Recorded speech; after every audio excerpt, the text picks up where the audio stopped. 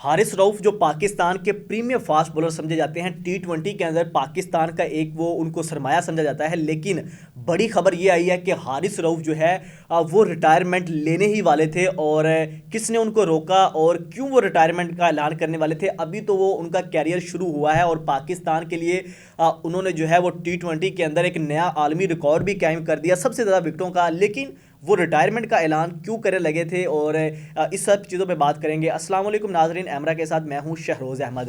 हारिस रऊफ जो इन दिनों पाकिस्तान के लिए जो है वो टी20 सीरीज़ खेल रहे हैं न्यूजीलैंड के अंदर, और पिछले मैच के अंदर उन्होंने जो है वो 3 विकेटें भी हासिल की। और उसके साथ साथ पाकिस्तान के लिए टी20 के अंदर सबसे ज़्यादा विकेटें लेने वाले वो पाकिस्तान के टी20 के बॉलर भी बन चुके हैं। लेकिन हारिस रऊफ के बारे में आज एक मीडिया पे खबर चली, और जो क्रेडिबल सोर्स है उसने ये खबर बताई है कि पाकिस्तान के premier fast bowler Haris Rauf जो है वो ऑलमोस्ट रिटायरमेंट लेने वाले थे। लेकिन फिर जो है वो उनके करीबी जो दोस्त हैं उन्होंने उनको रोका। और वो रिटायरमेंट क्यों लेने वाले थे उसकी वजह यह है कि जब हारिस रऊफ ने टेस्ट सीरीज़ खेलने से इनकार किया ऑस्ट्रेलिया वाली, तो उसके बाद जो उन पर तनकीद की गई, तो उस वक़्त पाकिस्तान ने के लोगों ने और पाकिस्तान क्रिकेट बोर्ड ने, इवन जो डायरेक्टर मोहम्मद हफीज़ है Pakistan cricket board cricket team के director Mohammad Hafeez, chief selector Wahab Riaz, उन्होंने भी जो है वो हारिस रऊफ पे बहुत ज़्यादा तनकीद की। हारिस रऊफ का तब ये मानना था कि वो टेस्ट क्रिकेट के लिए तैयार नहीं है, उनकी जो बॉडी है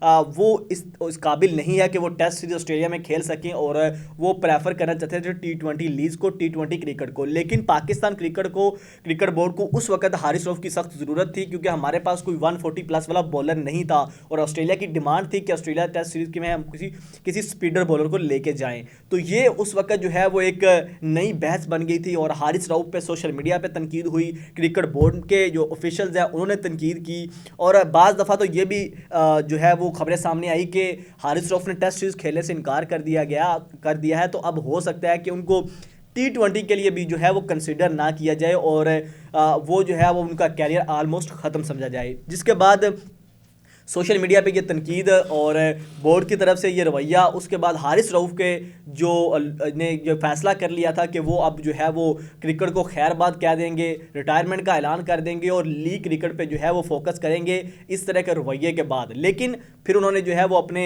करीबी दोस्तों से मशवरा किया, अपनी फैमिली से मशवरा किया, जिसके बाद जो है उनको समझाया गया कि आप थोड़ा सा इंतज़ार करें, बोर्ड के अंदर ये मामला जो चल रहे हैं इस वजह से जो है उनको जो है वो थोड़ा सा रिलैक्स किया गया, और उनको कहा गया थोड़ा सा वेट करें। जिसके बाद उनका टी20 के अंदर दोबारा नाम शामिल आया।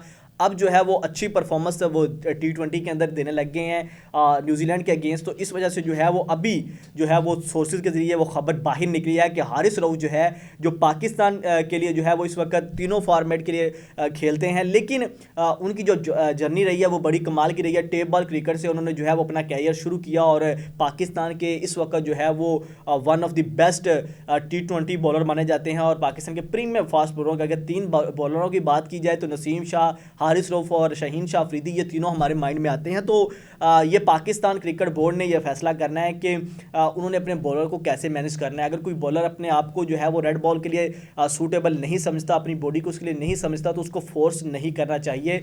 ये हमने देखा है कि इंग्लैंड की टीम को भी देखा है कि उनके जो बॉलर हैं उन्होंने जो है वो एक उनको रोटेशन पॉलिसी पे रखते हैं, किसी को वो टेस्ट खिलाते हैं, किसी को फास्ट जो ओडीआई क्रिकेट खेलते हैं, और कुछ फास्ट बॉलर उनके ऐसे हैं जो सिर्फ टी20 के लिए उन्होंने फिक्स किए हुए हैं। तो पाकिस्तान क्रिकेट बोर्ड को भी इस चीज़ पे सोचना चाहिए कि हारिस रऊफ और जो दूसरे फास्ट बॉलर ने, अगर आप किसी भी फास्ट बॉलर को तीनों फॉर्मेट खिलाएंगे तो उसके लिए जो है वो फटीक बहुत ज़्यादा हो जाएगी। और ये हमने शाहीन शाह अफरीदी के साथ भी देखा है, जब से वो इंजर्ड हुए हैं उसके बाद वो तीनों फॉर्मेट में उस तरह से परफॉर्म नहीं कर पा रहे।